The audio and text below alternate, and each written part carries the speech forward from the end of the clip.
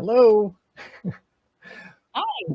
Welcome to Fence Sitters. I'm Cody Hetzel. I'll be one of your moderators. And I'm LeNora Faye. I'll also be one of your moderators.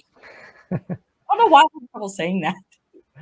Thank you to our sponsors, presenting sponsor, Childfree Media, champion level sponsor, Childfree Wealth, and other sponsors, 365 Diversity, Best Child Free Life Possible, found in Facebook groups, Buy Child Free for merchandise, Childfree Family, Childfree Journals, StopHavingKids.org, StreamYard, and the books, The Age of the Child by Kristen Tsetsi and Wild Egg by Jennifer Flint.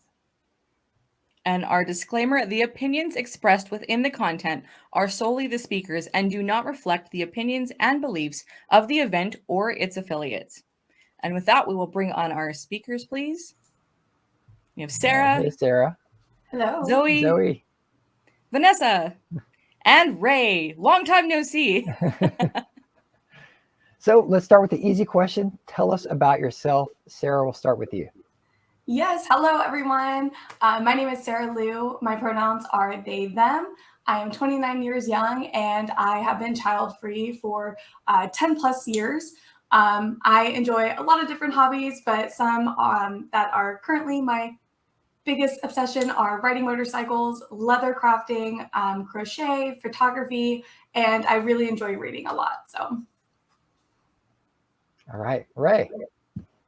Hi. I feel like I have to change it now. So I'm 29 today. I love hiking, puzzles, video games, napping. I'm obsessed with dogs, and I do a lot of polyamorous education on Clubhouse. And I'm one of the co-founders of Polyam Lifestyle on Clubhouse. All right, and Vanessa. Hi, everyone. I'm Vanessa Lauren. I live in Las Vegas. So good morning to all the West Coasters. This is a little early for us. I am born and raised in Las Vegas. I am one of 9 siblings, so I have a very large family. And I have a partner that I've been with for a very long time. I have been with him for about 7 years, known him for about 20. And I am one half of a child-free podcast called Claiming Zero, where we talk about everything from fence sitting to everything under the sun child-free. So happy to be here. All right. And Zoe, I think we bounced around. So go ahead. I don't think she can hear us still. Oh, we've got a Zoe, can you hear issue. us? No. No? Can you hear us? I don't think we have sound with Zoe. Okay. All right. We'll get back to Zoe later. Okay, so that's everyone so far. All right. Welcome to the live stream of Childfree Convention, everybody. All right. So the first question, what are the pros of being a parent?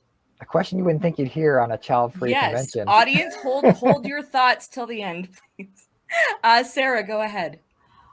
Yeah, so I feel like it is something I can't technically speak to experiences that I know that I will never have. But I know that in the very beginning stages of me, finally deciding that like, yes, I am going to be child-free, 100%, no kids for me. I did have several pro and cons lists just for me to be able to keep a running tally of things I want to research, learn more about, to really fully understand my decision, but also be able to help educate others as well when it comes to this topic. But while I'm sure pros exist, there were not any strong enough to sway my decision. So I just really want to encourage anyone that may still be on the fence about the decision to remain child-free, just make sure you really allow yourself all the time you want to take those pros and weigh them against the cons, and don't allow any kind of confirmation bias. It's easy to happen. Don't allow that to drive your outcome or creep up in any kind of way. Just as a little bit of an example of this, when I first started doing my pros and cons list, I remember being told when I was being vocal about being child-free that, well, if you change your mind, you can always adopt later in life. And at some point, that answer felt a little too simplified in the aspect of like how to have a kid. So my curiosity, basically just kind of drove me to learn as much as I can about the adoption process. I really took it and broke down that process. I broke down experiences that I read just, from my own personal viewpoint. And also I sought out to listen to the voices of adult adoptees via social media. TikTok's a great place for that right now for anyone considering this. And just some of the information I learned in this process actually horrified me, and just solidified the decision for myself to not have kids or ever consider this adoption as an option for me. So just be mindful of it. Don't allow confirmation bias to slip in there at all, and really just give yourself all the time that you need. Thank you, Sarah. Ray, go ahead. This was the hardest question. I cannot identify one. I will say that one I came up with just in the moment was, it's a choice. That is the pro. It is an absolute 100% choice that requires a lot of thought. Outside of that, unfortunately, could not give you one. Sorry.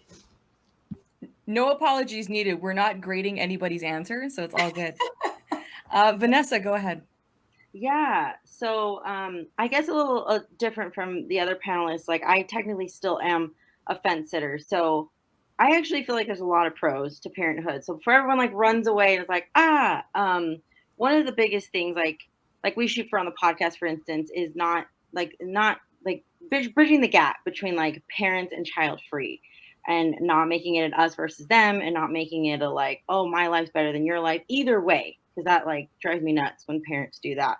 So that being said, like one of the reasons behind that is, like I said, I have a big family. I have so many nephews and nieces. And so I've watched my sisters like go into motherhood and be in motherhood now, and their partners, obviously. And for me, it's more about, I know I can do it. And the more people I talk to in the child free community, like there's a lot of us that can do it. We're not incapable of taking care of a child, raising a child.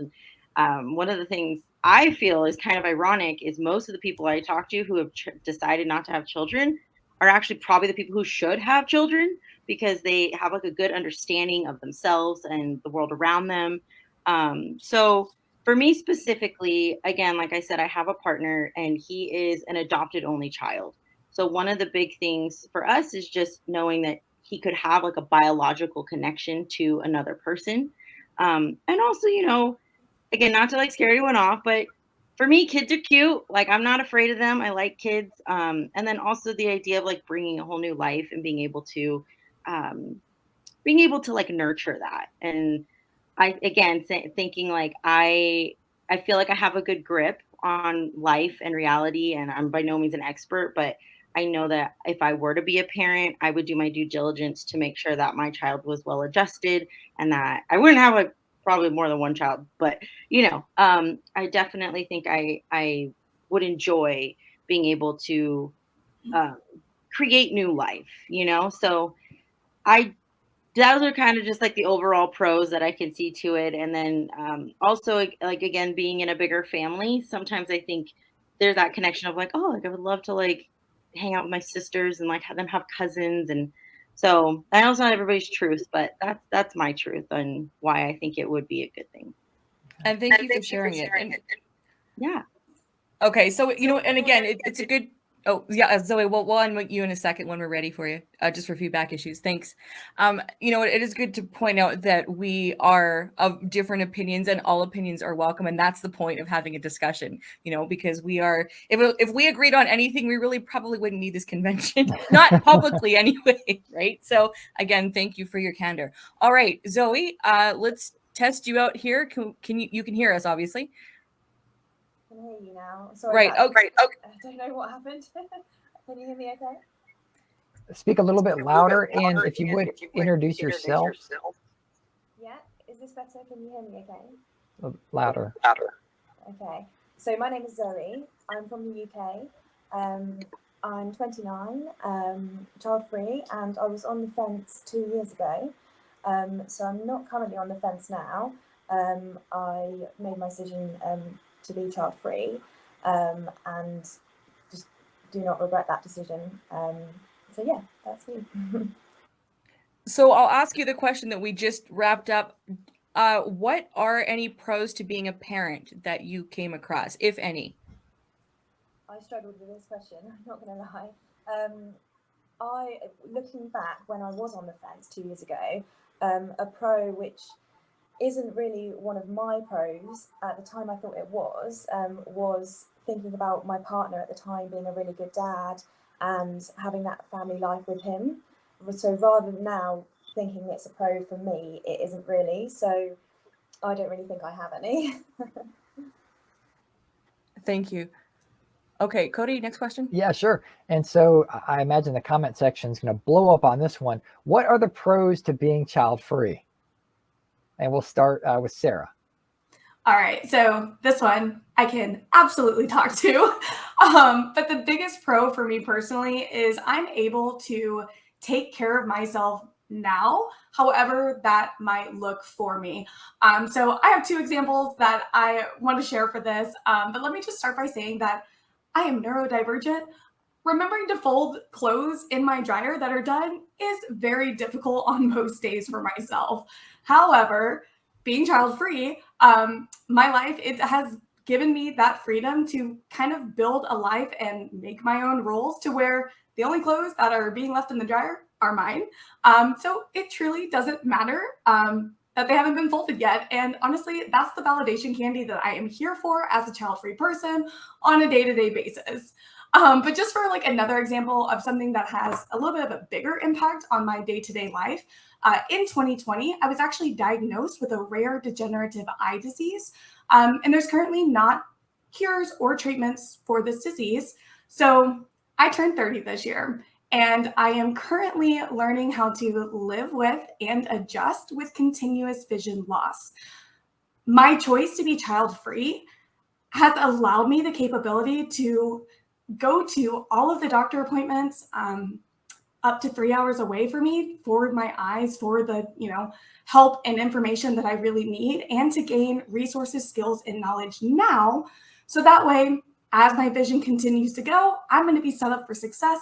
I can still live my independent life that I have always wanted for myself. And I find a lot of reassurance in that aspect.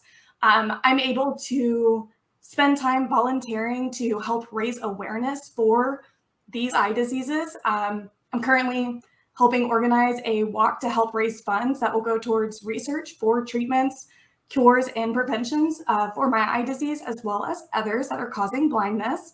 And I will say that other members of my family, they also have this eye disease. But I'm the first one to actually be proactive and to actually want to do something about it. But I also think that's because I have the time, I have the resources, I have the capability to seek that out for myself. I'm literally watching myself break generational cycles in my family every single day. And I find that really exciting. So again, I am literally getting to write my own rules while also sleeping in as late as I want on the weekend, excluding Childfree Convention weekend, because this is super exciting and I am here for it. That is fabulous. Thank you very much for sharing that. Yeah, Zoe, let's go to you. So I have a long list, but I would say for me, I'm busy. I have a full-time job. I have quite a lot of hobbies, holding down friendships, a relationship, and just day-to-day stuff, like mentioned, washing and cooking and cleaning. Like for me, there's no time. So time freedom is a massive thing for me. Also financial freedom, that's a huge one for me. Like in the UK, and I know many countries are experiencing cost of living crisis at the moment. So that's huge on my list. Just holding down that full-time job.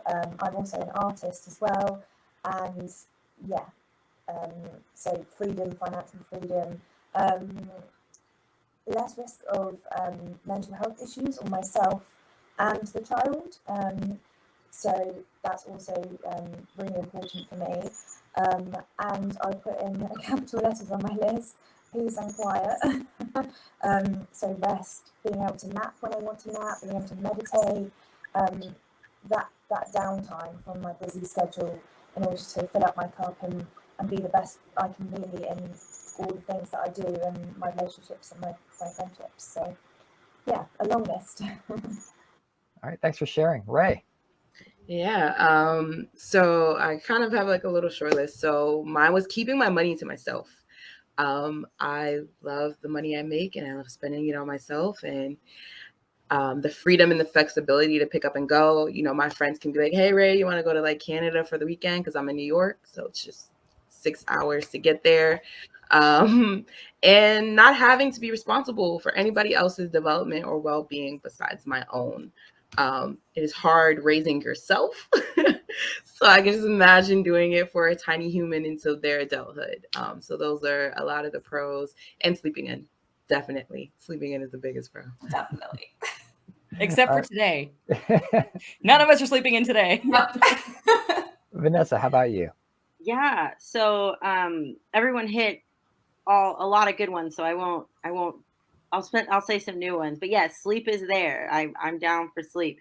I am a very indecisive person, thus the sittingness. So that plays to everything in my life. Like sometimes I'll just drive around and be like, what do I want for dinner? I don't know. And I just spend a lot of time like not knowing things. And that is even bigger things. Like I've switched jobs a lot. I've switched career paths a lot. And I feel like if I had a child, like I would feel way more stressed as far as just being more consistent. And, you know, I don't want to uproot my kid every year in a different school and, you know, put them in a different environment, et cetera, et cetera. And so one of the nice things is I don't have to worry about that. Like if I decide to move across country, I decide to move across country. And of course, like everyone else said, the financial freedoms of that. And one of the biggest things I actually enjoy is being the child-free friend and being the child-free auntie and all of those things that kind of come with that, being able to give my time, being able to give my money in ways that a lot of people who are parents can't give to other people. You know, like I can gift things that I don't think a lot of people with kids can, because obviously their money has to go where their money has to go. And that makes me happy to be able to be the friend that can sit up till 2 a.m. and listen to you, or, you know, can take you on give you an extravagant gift that you probably would never have. So those are my pros. So what's stopping you from choosing the child-free life 100% or choosing the parenting life 100%?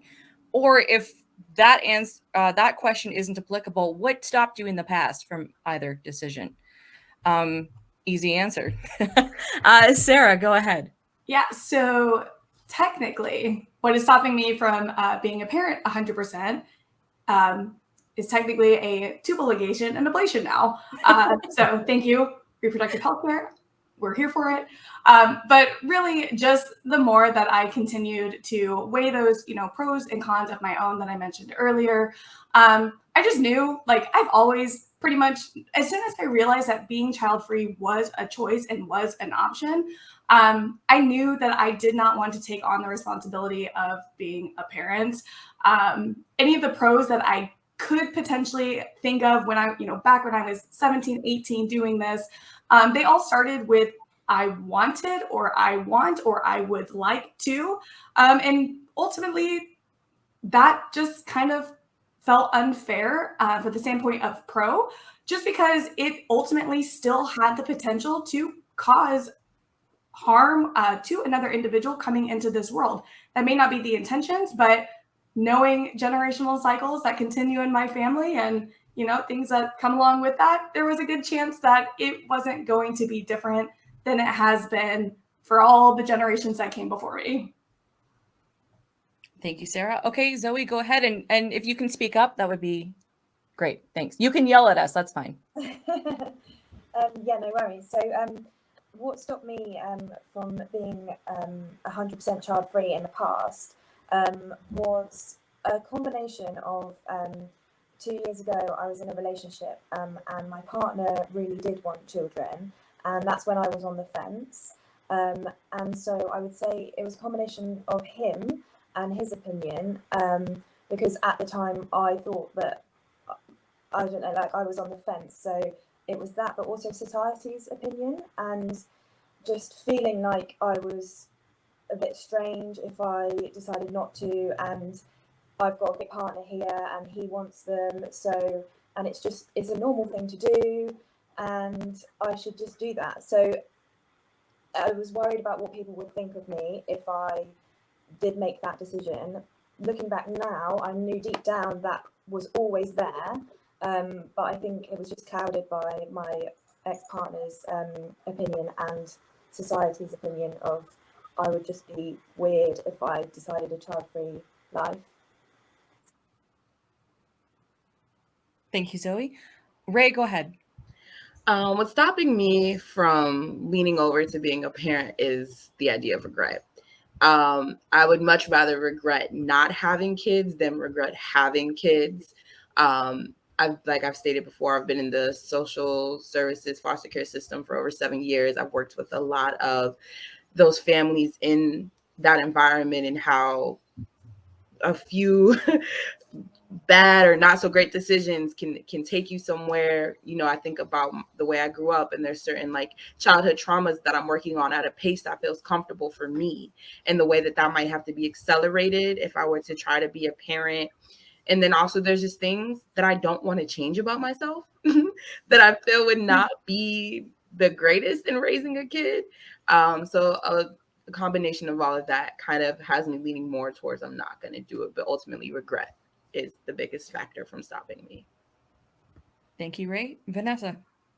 Yeah, so I'll keep mine short. I think I kind of agree with Ray. Like but the question I always ask, and the question I always tell anyone who's like, I'm not quite sure, is I think a lot of the times we think about our partner. Like that's what we think about when we think about building a family, right? And so I like to ask myself, like, if we had a child and my partner, something were to happen, he were to leave or he were to, God forbid, pass, would I still want that child? And I take it a step farther and go, if the whole world, if it was just me and that kid, like, am I going to be happy just me and that kid? And I think that's important to ask yourself because, unfortunately, I feel like a lot of people, especially young girls, make the decision to become moms to fix something broken inside of themselves. And that is not a reason to have a child. Like a reason to have a child is so the child can have a life and not so the child can fix your trauma and your background. And so I think about that. And I think that if I can't answer that question and go, yeah, no, me and the kid, like we're cool. Like I just want to hang out with like my own kid, then I don't think I should be a parent. And then the thing that keeps me from like the child free side, I guess, completely is it's honestly kind of the opposite of Ray. I'm like, oh, am I going to regret it? Like you can't go back. You can't, time doesn't, I can't go back to my 20s and be like, oh yeah, no, I'm for sure going to, have kids. So it's hard, like being on the fence. It plays with your emotions a lot, but those are the two things that I just kind of go back in my head and I'm like, oh gosh, like, I don't know. See, indecisiveness. It's just, it follows me everywhere. Rock, paper, scissors. Right. Just, we'll see what happens. Roll the dice. I'm in Vegas, so why not? Yeah. So Thank do you feel like there needs to be a 100% certainty for someone to say that they're child free? Sarah. I like that this question is being asked. I do think that I think there's a mix of opinions when it comes to this. I believe that you should be 100% certain to consider yourself child free, only because I do think that language matters, words matter, representation matters. And when we're talking about child free versus childless, like I absolutely do think there is a difference that needs to just, be considered. I'm not trying to, say who can and cannot call themselves child free, but me personally, I do think that it does matter that when you're deciding to be child free, that like you are 100% child free because that representation does matter. Thank you for that. Zoe. So I'm going to slightly disagree with that. I don't think you do have to be 100%, because I think it's a really personal choice, and I think you don't know what the future is going to hold, and you don't know what's going to happen. And as long as that decision that you make is your decision and you are 100% happy with that decision, I think if you're say like 85% sure you're child free, that's okay. And actually, who needs to know? You don't need to prove it to anyone. And I think that's something I've learned massively is, like I was saying before, I really cared about what people thought, that they were going to judge me for making that decision. But it doesn't matter. It doesn't matter that they judge me. If they do judge me, it doesn't change my decision. So I don't think you have to be 100% sure, and it could change. Because I could say I'm 100% sure right now, but then maybe in a month's time, I might be like 50% sure. So you just don't know what's around the corner. Yeah, thank you for sharing. Ray, how about you? No. However, I do think you need to be more sure than not. I think you need to be a lot over. I think you need to be like 75% or more, because it is a big decision to make and stand on, and community is important. And I think it's important that the people in this community are genuinely there because they want to be here and not just because they're debating or considering it. Good points. Vanessa, how about you? Yeah, I think this is a tough question for fence sitters, to be fully transparent. Like me personally, I don't feel like I belong to either group. Like I don't feel like I can like follow mommy bloggers, because like that would drive me nuts. But also sometimes when I'm talking to and following people who are decidedly child free, I can't really relate to what they're feeling and saying either. So I kind of keep my feet in both puddles, and I'm honest about that. I think that's the most important thing, is as everyone was sharing, like, representation does matter, and being honest about where you stand does matter. And I think that I don't think you have to be 100% certain, because for me, like, being a part of this community, specifically the child free community, has actually helped me figure out, like, listening to everyone's other life experiences and opinions. I'm like, oh yeah, I didn't think about that.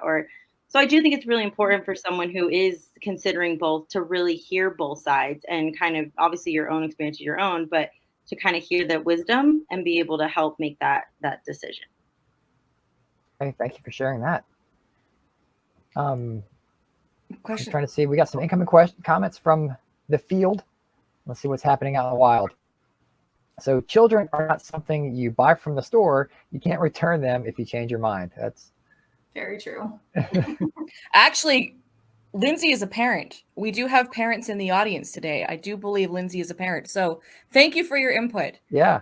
If you're not going to listen to child-free people, listen to a parent. Who knows?